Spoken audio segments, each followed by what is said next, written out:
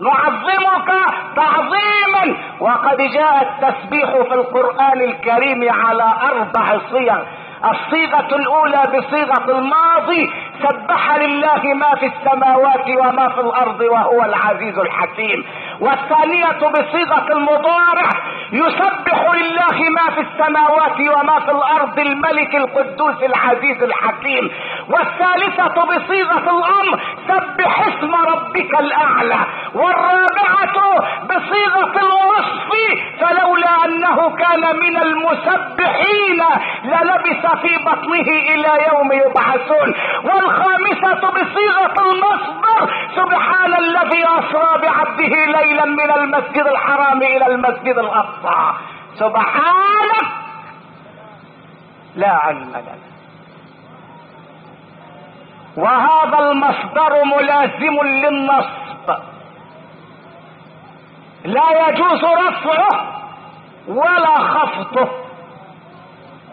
لا يصح ان تقول هو سبحان ولا نظرت الى سبحان، انما هو ملازم للفتح دائما، للنصب دائما. سبحانه لا علم لنا الا ما علمتنا انك انت العليم الحكيم. قال يا ادم انبئهم باسمائهم، فلما انباهم قال الم اقل لكم اني اعلم غيب السماوات والارض واعلم ما تبدون وما كنتم تكتمون، يعلم خائنة الاعين وما تخفي الصدور. وبذلك نجح آدم في الامتحان وانفضت اللجنة، وتوج آدم بتاج تعمير الأرض، بتاج الخلافة. أيها السادة الأعزاء، فماذا بعد هذا؟ ماذا قال الله للملائكة بعد ذلك؟ هذا موضوع حديثنا إذا ضمنا لقاء بمشيئة من لا يغفل ولا ينام. وكأني بعقارب الساعة تزحف زحفا حثيثا فوق رأسي، تصرخ مولولة عد فقد طال بنا الحديث، وأنا أقول لها لبيك يا ساعة. هنا مدرسة محمد صلى الله عليه وسلم مكتوب على بابها، وما أرسلناك إلا رحمة للعالمين. أيها الإخوة الأماجد، كل بني آدم خطاء وخير الخطائين التوابون. الحمد لله رب العالمين، واشهد ان لا اله الا الله ولي الصالحين، واشهد ان سيدنا ونبينا وعظيمنا وحبيبنا محمد رسول الله خاتم الانبياء والمرسلين. ايها السادة الاعزاء، اسألوا القائمين على التعليم في بلادنا كم محاضرة في الدين تلقى على ابنائنا الطلبة. اسألوا وزير التربية والتعليم كم محاضرة في الجامعات تلقى في الاسلام، بل كم حصة من حصص الدين تدرس في مراحل التعليم. عرفت كل العجب وأسفت الأسف كله وأنا أقرأ كتابا اسمه التعليم في إسرائيل. أتدرون كم حصة من الدين تدرس في مدارس إسرائيل؟ 12 حصة في الأسبوع تدرس في التوراة، و5 حصص تدرس في الدين والصلاة في إسرائيل. 12 حصة في التوراة، دراسة توراتية فقط. 5 حصص في الدين والصلاة. وتظل دراسة الدين متصلة بالطالب في إسرائيل حتى يحصل على الدراسات العليا. توراة، كم حصة من القرآن ندرس؟ كم حصة من التفسير ندرس؟ الدين في الجامعة 0%. ليس هناك محاضرة واحدة تدرس لطالب الجامعة، اللهم إلا حصتان في الأسبوع في كلية الحقوق وفي الأحوال الشخصية في دراسة الزواج والطلاق. أما ما عدا ذلك فلا مجال للدين لا في جامعاتنا ولا في دراساتنا العليا، بل إننا أخذنا نحارب الصلاة، بحيث إن الطالب إذا أطلق لحيته أو حافظ على الصلاة في الجامعة يوضع في دائرة حمراء تنخلع الرقاب عند زراها. فمن نحارب؟ أنحارب الله؟ إن الله لا يحارب، إن الله لا يحارب. ولذلك فإن الصحفي الأمريكي هيرمان ووك عندما سأل مؤسس إسرائيل بن غوريون وقال له لماذا تتمسكون بالتوراة، فقال له بن غوريون إن إسرائيل قامت على التوراة، وإن الدين الذي أبقى على الآباء والأجداد قادر على أن يبقي على الأبناء والأحفاد. ويقول موشيه ديان إن إسرائيل قامت على 3 مقومات: التوراة وأرض المعاد والشعب اليهودي. إذا كانت إسرائيل أمة عقيدة فإن العقيدة لا تحارب إلا بالعقيدة. عقيدة اليهود باطلة لأنهم ادعوا على الله ما الله بريء منه. قالوا إن الله صارع يعقوب في البرية، أي لا كما يعقوب وكاد يعقوب يغلب الله، هذا في التوراة. أما عن الأنبياء فقالوا إن نبي الله لوطا كان له بنتان سقتاه الخمر، سقتا أباهما الخمر، سقتا لوطا الخمر، ثم زنى بابنتيه وأنجب منهما. الأنبياء هذا كله في التوراة الباطلة. وقالوا إن آدم بعدما أكل من الشجرة اختبأ في ظل شجرة، وأخذ الله ينادي عليه في الجنة ويبحث عنه ويقول أين أنت يا آدم؟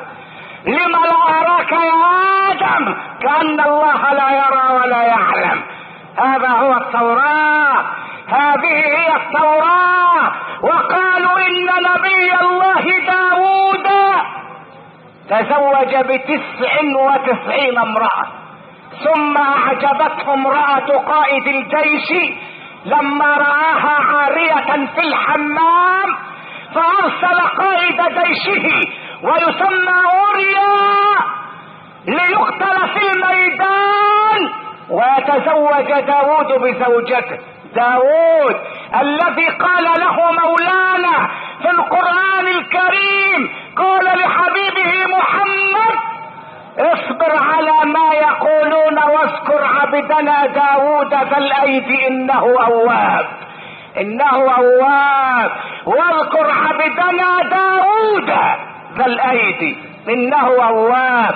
هذه هي التوراة المحرفة المغيرة، درسوها وقرأوها واعتنوا بها. والقرآن الذي يقول فيه منزله: إنا نحن نزلنا الذكر وإنا له لحافظون، تركناه وغيرناه وتركنا العمل به، هجرناه ولم نعمل به، وحللنا حرامه وحرمنا حلاله. احللنا الخمر والقرآن حرمه، احللنا الزنا والقرآن حرمه، احللنا الميسر والقرآن حرمه. حللنا وحرمنا على حسب ما وضعنا من القوانين، لكل فعل رد فعل مساو له في المقدار مضاد له في الاتجاه. ان اردتم حرب اسرائيل فادرسوا عقيدة لا اله الا الله. اسرائيل على عقيدة، والعقيدة لا تحارب الا بمثلها، بعقيدة مثلها.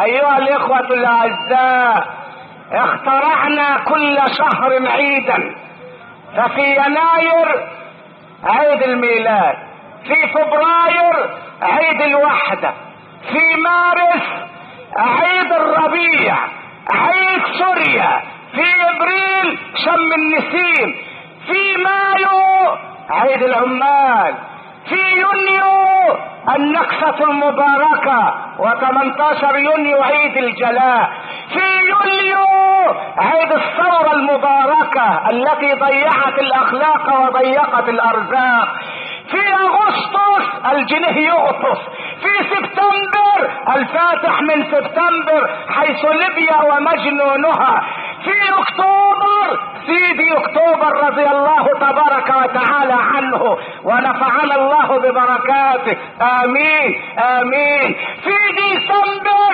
عيد النصر حيث لا نصر، عيد النصر في اسرائيل، في بورسعيد عيد النصر. وتركنا عيدين لا ثالث لهما، عيد الفطر وعيد الاضحى. في الاسلام عيدان اثنان. وغدا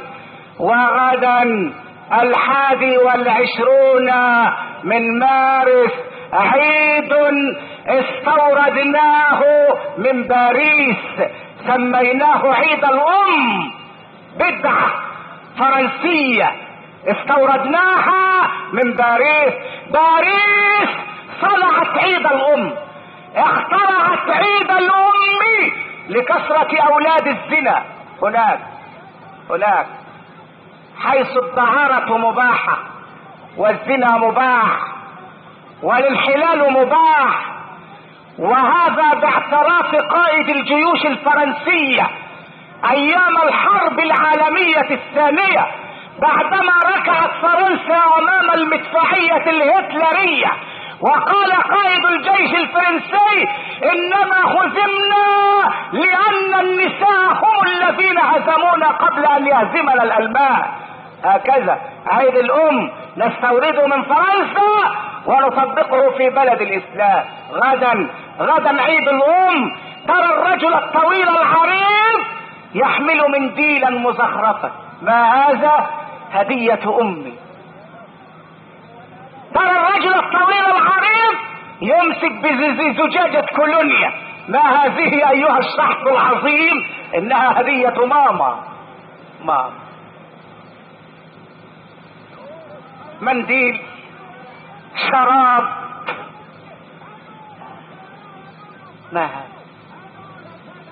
ما هذا؟ أهذا له أصل في الإسلام؟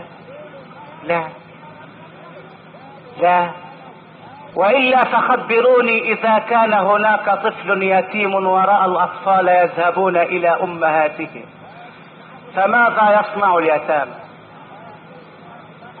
لقد نهى رسول الله صلى الله عليه وسلم عن تجديد الأحزاب. وهل للأم عيد؟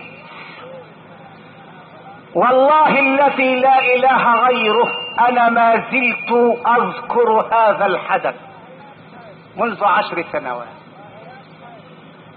جاءتني سيدة عجوز في بيت، وبعدما فتحت لها الباب خلعت حذاءها ودخلت حافية احتراما للمكان، وجلست واستمعت إليه. قالت أتعرف ابني فلانا؟ قلت لها نعم، إنه رجل يقرأ القرآن والله هكذا. قالت إنه ضربني اليوم بحذائه على رأسي.